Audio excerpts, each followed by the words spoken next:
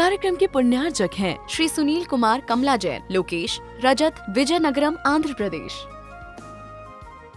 मंगलम पंच परमेष्टि मंगलम तीर्थंकरम मंगलम विश्वजिन्धर्मम मंगलम वीरशासनम मंगलम वीरशासनम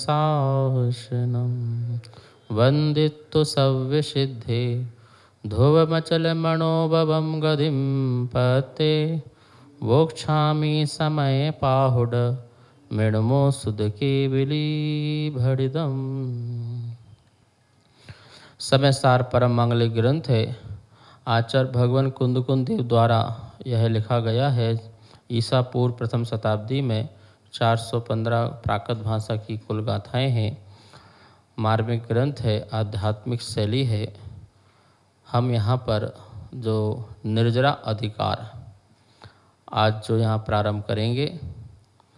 निर्जरा मतलब होता है कर्मों का आत्मा से विदा हो जाना, कर्मों का आत्मा से अलग हो जाना, ये द्रव्य निर्जरा होती है। और जो निर्जरा के कारण हैं, जो तप आदि है वो निर्जरा के कारण है। ऐसे भावों को आत्मा में प्रकट करना वो भाव निर्जरा है। उससे हमारी भाव निर्जरा होगी। तप आदि करने से क्या होगा? भाव निर्जरा होगी।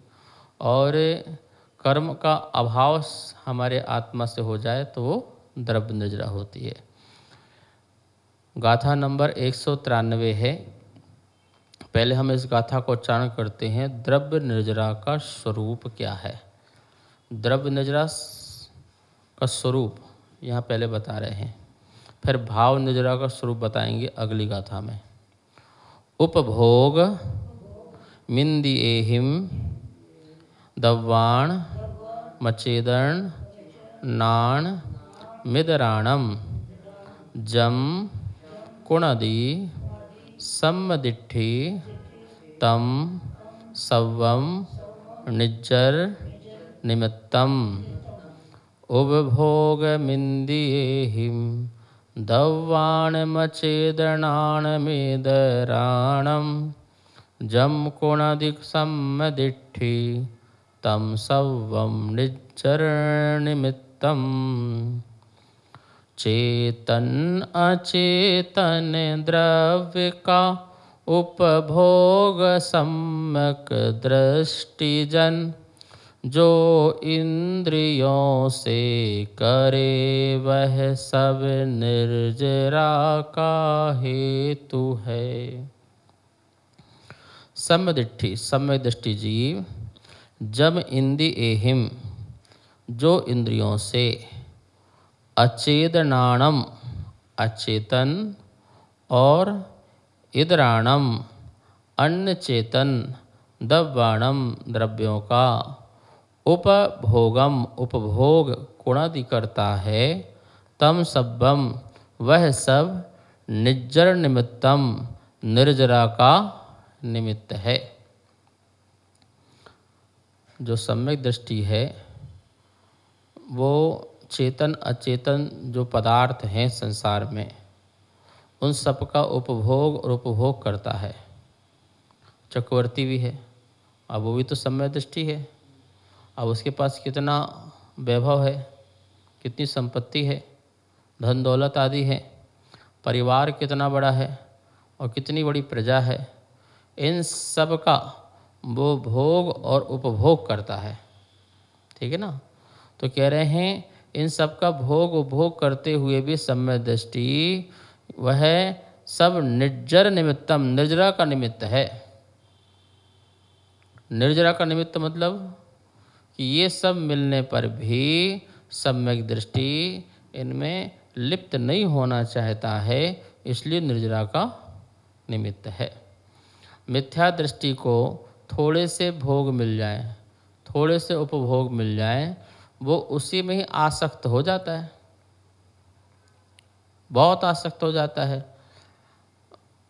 लेकिन सम्यक दृष्टि को कह रहे हैं कि चक्रवर्ती का वैभव भी मिल जाए तब भी वो उसमें आसक्त नहीं होता, क्योंकि वह जानता है ये परमाणु मात्र भी मेरा नहीं है। नहीं है। जैसे अब महल है तो महल का उपभोग तो कर ही रहा है, वो महल में रह रहा है, अपने को धूप छांव से बचा रहा है, और महल को में जो व्यवस्थाएं हैं उसका उपभोग कर रहा है, उपयोग कर रहा ना। तो करते हुए भी ये जानता है यह महल मैं नहीं हूँ और ये मेरा नहीं है। ऐसा श्रद्धा से जानता है तो उसके निर्जरा होती है।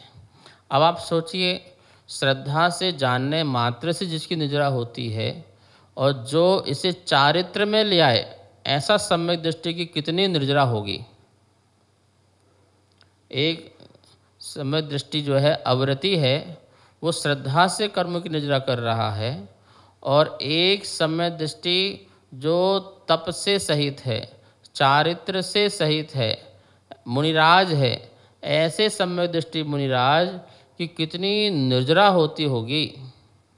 वो भी भोग और उपभोग का उपयोग करते हैं, ठीक है ना। जैसे क्या बोलते कि भोज आहार को जाते हैं ना मुनिराज, तो वो उनके लिए क्या है, उपभोग है ना, एक ही बार उपयोग होता है ना। और उनकी जो पिछी है, कमंडल है, शास्त्र है, चटाई है, या और चीज़ें हैं बार बार जिनका उपयोग किया जाता है, वो चीज़ें हैं, वो सब चीज़ों का भी भोग कर रहे हैं। तो भोग और उपभोग, जिससे एक बार भोगा जाए भोग, और जिससे बार बार भोगा जाए भोग। तो भोजन आदि तो भोग है, और पिछी कमंडल आदि उपभोग है। ये सीधा समझ लीजिए, पहले उल्टा बोल दिए थे, सीधा समझो कि जो जैसे तेल है, भोजन है, इनको आप एक बार ही उपयोग कर सकते हो, इसलिए ये भोग हैं। और जिनका बार बार उपयोग कर सकते हो वो उपभोग है, जैसे पिछी कमंडल सात। तो कह रहे हैं कि ऐसे सम्यक दृष्टि ज्ञानी मुनिराज भी भोग उपभोग कर रहे हैं, पर ये सब करते हुए भी निर्जरा करते हैं। और ये सब निर्जरा के निमित्त होते हैं। इनके लिए बताइए, मिथ्या दृष्टि के लिए सारे भोग उपभोग आश्रव बंध के निमित्त होते हैं महाराज जी। मिथ्या दृष्टि के जितने भी भोग उपभोग हैं वो आश्रव बंध के कारण होते हैं, और सम्यक दृष्टि या रत्नात्रयधारी के पास जितने भी भोग उपभोग साधन हैं वो सारे के सारे निर्जरा के निमित्त होते हैं। क्यों होते हैं? क्योंकि वो अपने आत्म तत्व को जानते हैं। 100 पर का भेद ज्ञान है। मैं कौन हूँ ऐसा अपने को आत्मा चैतन्य है ऐसा मानता है। मैं शरीर नहीं हूँ इस प्रकार की मान्यता उसके अंदर है। इसलिए उस शरीर का जो है उपभोग करते हुए भी, शरीर का भोग करते हुए भी या अन्य चीज़ों का उपभोग करते हुए भी वह उनसे विरक्त रहता है। विरक्त मतलब वह उसमें लिप्त नहीं होता है, आसक्त नहीं होता है। आप कहेंगे सम्यक दृष्टि भी तो आसक्त दिखता है। हाँ दिखता है ना, उसकी जितनी कसाय का संस्कार काल है उसके कारण वह आसक्त दिखाई देता है।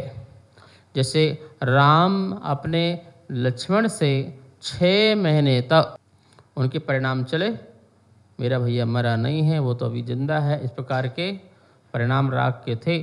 तो वो राग के वशीभूत की कमजोरी है। आस्था और श्रद्धा में तो यह मेरा नहीं है, ये तो डला ही हुआ है।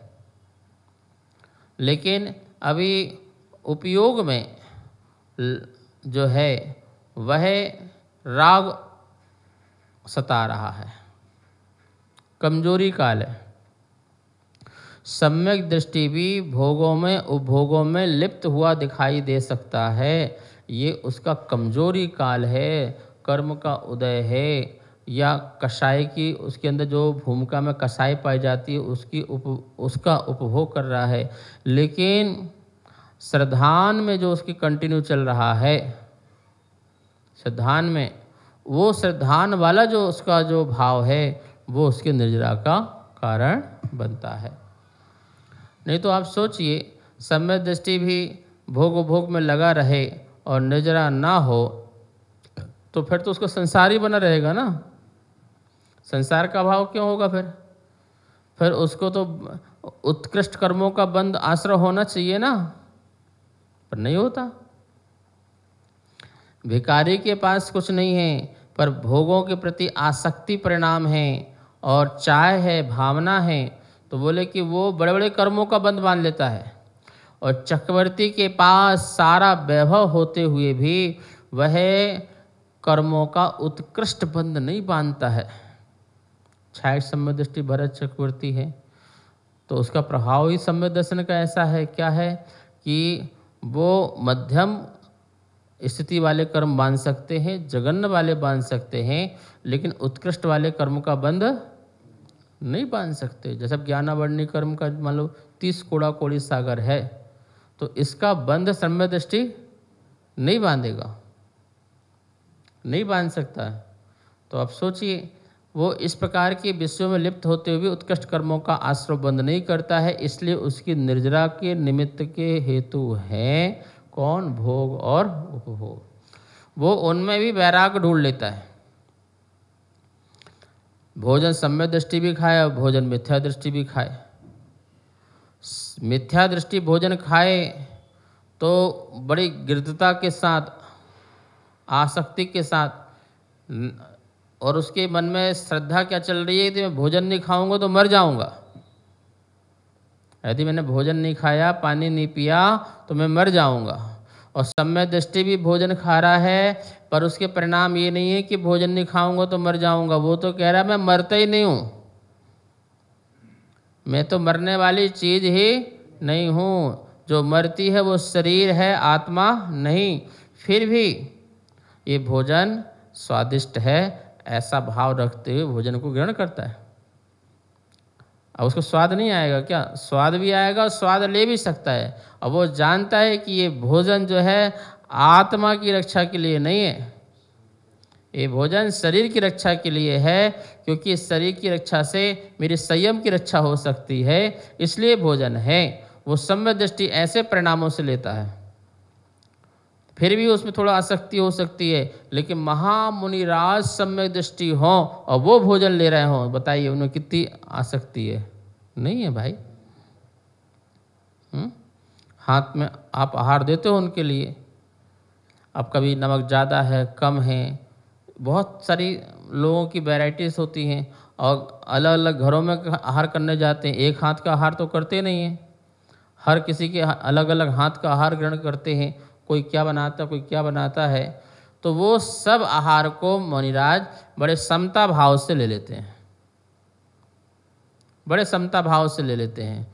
तो वो जो समता भाव से लिया तो वो जो भोग है, वो जो भोजन जो भोग किया मुनिराज ने, वह भी उनके कर्म निर्जरा का हेतु बन जाता है, कर्म निर्जरा का हेतु बन जाता है। जैसे तपों में एक अनुदर तप आता है, भूख से कम खाना, जितनी अपनी खुराक है उसमें से कम खाना। अब वो अनुदर उत्कृष्ट भी है, मध्यम भी है और जघन्य भी है। उत्कृष्ट तो ये है कि एक चावल लेके आ जाओ, हो गया बस, एक चावल ग्रहण किया और आहार पूरा।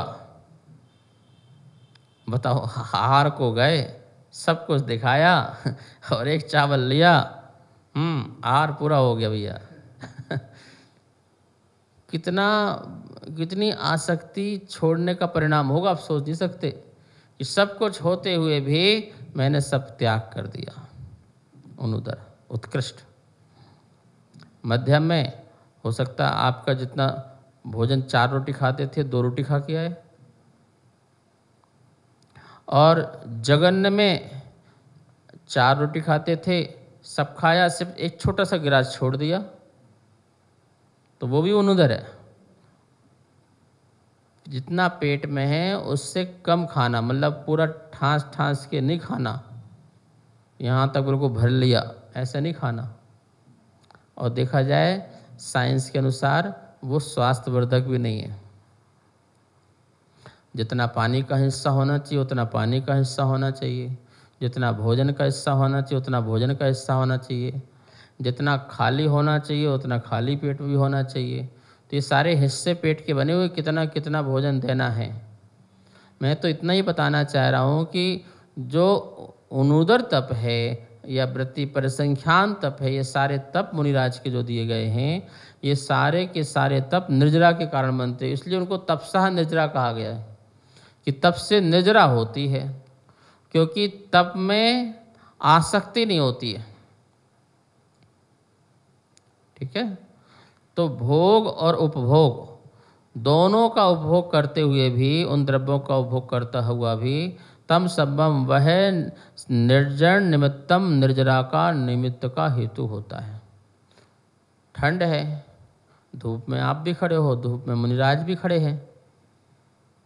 आप खड़े हो, आहा बहुत दिनों बाद धूप निकली है, बहुत अच्छा लग रहा है, तो उस धूप का क्या ले रहे हो? आनंद ले रहे हो। और एक मुनिराज भी हैं, धूप में अपनी समाई कर रहे हैं। मुनिराज अच्छा लग रहा है आपको, धूप में ठंड बच रही होगी, भैया इससे हमें कोई लेना देना नहीं है। हम धूप खाने नहीं आए हैं, हम तो आत्मा का आनंद लेने यहाँ बैठे हुए हैं, धूप का आनंद लेने नहीं बैठे। ठंड है, गर्मी है, अब गर्मी है, पंखा है, एसी है, कूलर है, या फिर ये भी नहीं है तो ऐसा खिड़की है जहाँ से ठंडी ठंडी हवा आ रही हो, वहाँ बैठ कर के ध्यान चल रहा। भाई आप यहाँ क्यों बैठे हैं? भैया यहाँ बहुत शांति है। क्या शांति है? एक तो नेचुरल ठंडी हवा आती है, प्राकृतिक हवा आती है, इसलिए यहाँ पर हम बैठते हैं। हम कृत्रिम हवा नहीं लेते हैं, जो प्राकृतिक हवा है उस हवा का हम उपयोग करते हैं। हमारा कृत्रिम का त्याग है, हमारा एसी पंखा का त्याग है। चलो कोई बात नहीं, अच्छी बात है, त्याग करने चाहिए। हमारे निमित्त से कोई जीव मरे अच्छी बात थोड़ी है। पर आप जो यहाँ बैठे हो तो यहाँ पर क्या कर रहे हो? आत्म ध्यान कर रहे हो कि शीतल हवा का आनंद ले रहे हो? नहीं, हम तो ध्यान कर रहे हैं। तो ध्यान कर रहे तो यहीं ध्यान क्यों? गर्मी में तुम पहाड़ में जाओ, वहाँ ध्यान कर लो। नहीं, यहाँ हम प्राकृतिक हवा, शीतल हवा। आप स्पर्शन इंद्रिय का आनंद ले रहे हो, आत्मा का आनंद नहीं ले रहे हो। स्पर्शन इंद्रिय से हवा टकरा रही है और उससे लग रहा है कि आहा बहुत रिलीफ मिल रहा है, तो आपका उपयोग किस में लगा हुआ है?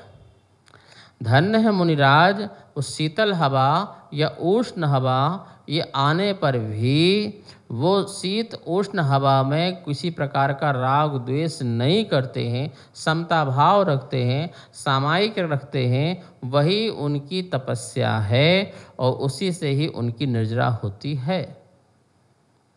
कह रहे हैं द्रव्य का उपभोग करते हुए भी वह निर्जरा करते हैं। अब कुछ लोग ऐसे होते हैं कि आचार्यों के संकेत को समझ नहीं पाते हैं और अपने में लगा लेते हैं। देखो कितनी जगह ज्ञानी कहा, कुंद कुंद के ग्रंथ पढ़ो, कितने बार उन्होंने मुनि शब्द उपयोग किया, कितने बार यति उपयोग किया, कितने बार ऋषि उपयोग किया, अनगार उपयोग किया है और ज्ञानी शब्द उपयोग किया है और सम्यक दृष्टि शब्द उपयोग किया है। ठीक है ना? तो ऐसा समय साल लिखा है क्या कि एक गाथा में तो सम्यक दृष्टि की बात चल रही हो मात्र, और एक गाथा में ज्ञानी की बात चल रही हो, और एक गाथा में से मुनि की बात चल रही हो। ये बात है क्या? क्योंकि लोग मतलबी लोग हैं ना। हाँ देखो 193 नंबर गाथा में कुंद कुंद ने क्या फरमाया है? भैया सम्यक दृष्टि कितना भी भोग उपभोग करे उसकी तो निर्जरा होनी है। अच्छा भैया कल से तो बहुत खाना पीना, खाओ पियो मस्त रहो, हम तो सम्यक दृष्टि हमारी तो निर्जरा ही होती है। तो भैया आप ये ध्यान रखें, यहाँ सम्यक दृष्टि भी कौन से सम्यक दृष्टि की बात चल रही है इसको भी लेकर के चलें। ठीक है, हम मानते हैं कि श्रद्धा संबंधी जो तुम्हारा श्रद्धान है वो तत्संबंधी तुम्हारी निर्जरा हो सो हो, लेकिन वहाँ आश्रव भी है। लेकिन मुनिराज जो वीर्याचार तपाचार का पालन करते हैं, ऐसे महामुनिराज सम्यक दृष्टि की बात चल रही है कि वो चेतन अचेतन जो भी पदार्थ हैं उनका उपभोग करते हैं, तब भी उनके उपभोग निर्जन निमित्तम तम सब्बम निर्जन निमित्तम, वह सभी निर्जरा के निमित्त होते हैं। और मैंने आपको बता दिया कि मुनिराज के पास चेतन अचेतन क्या पदार्थ हैं। जैसे आप शिष्य बने, मुनिराज के आचार्य बन गए, शिष्य बने, दीक्षार्थी विद्यार्थी हैं, तो वो चेतन परिग्रह है कि नहीं? है कि नहीं? और अचेतन उनकी व्यवस्था के लिए पिछी रखना, कमंडल रखना, चटाई रखना, औषधि रखना आदि, उनका साधना में साधक वैयावृत्ति आदि के लिए, सबके लिए, ठीक है ना। तो वो आचार्य के पास चेतन अचेतन दोनों परिग्रह है। कोई मुनिराज के पास भी हो सकते हैं, कोई शिष्य, उसके लिए रखना पड़ता हो। तो बोले वो चेतन अचेतन परिग्रह है, स्वयं की पीछे कमंडल भी है, सब कुछ ऐसे ये बोलते की चटाई आदि है। ये सब होते हुए भी वो उन सब में अनासक्त का भाव रखते हैं। क्यों?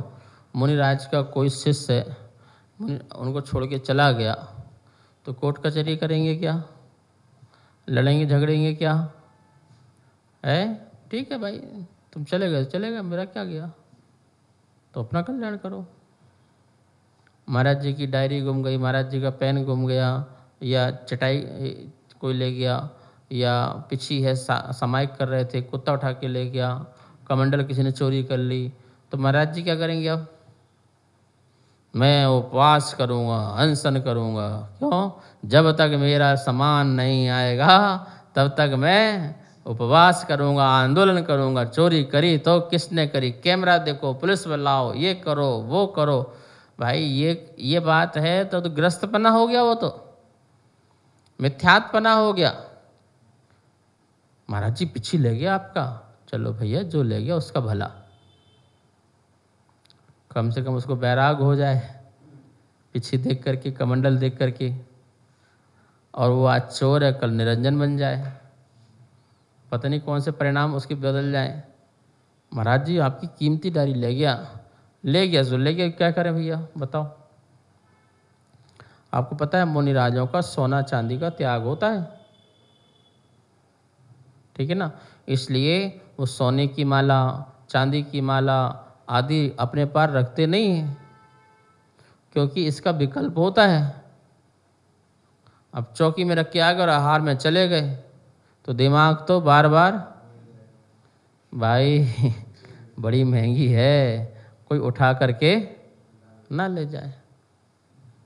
मेरे भक्त ने दी है, वो उसको क्या जवाब दूंगा? महाराज आपसे एक काम तो संभलता नहीं है, एक माला तो संभलती नहीं है, मैं आज से कुछ नहीं दूंगा, उसकी भी सुनना पड़ेगी। अरे भैया हमें नहीं सुनना, ये पकड़ो, हमें नहीं चाहिए। सूत की माला रखिए, कोई भी ले जाए, नहीं तो हाथ की तो है ही है, वरना बिना मानस जप है वो जप करेंगे। लेकिन कोई भी विकल्प वाली वस्तु रखते नहीं है, और श्रावक जबरदस्ती दे भी दे तो विकल्प नहीं करना, जाए आए उससे हमें कोई लेना देना नहीं है। आप अपने परिणामों को संभाल के रखें, वो निर्जरा का हेतु होगा। तब निर्जरा का हेतु होगा कि उनके पास चेतन अचेतन पदार्थ सम्यक दृष्टि, महामुनिराज के पास चेतन अचेतन जो भी पदार्थ हैं वो पदार्थ होते हुए भी उनमें उनकी क्या नहीं है, आसक्ति नहीं है, उनसे अपना कोई स्वार्थपना भाव नहीं है।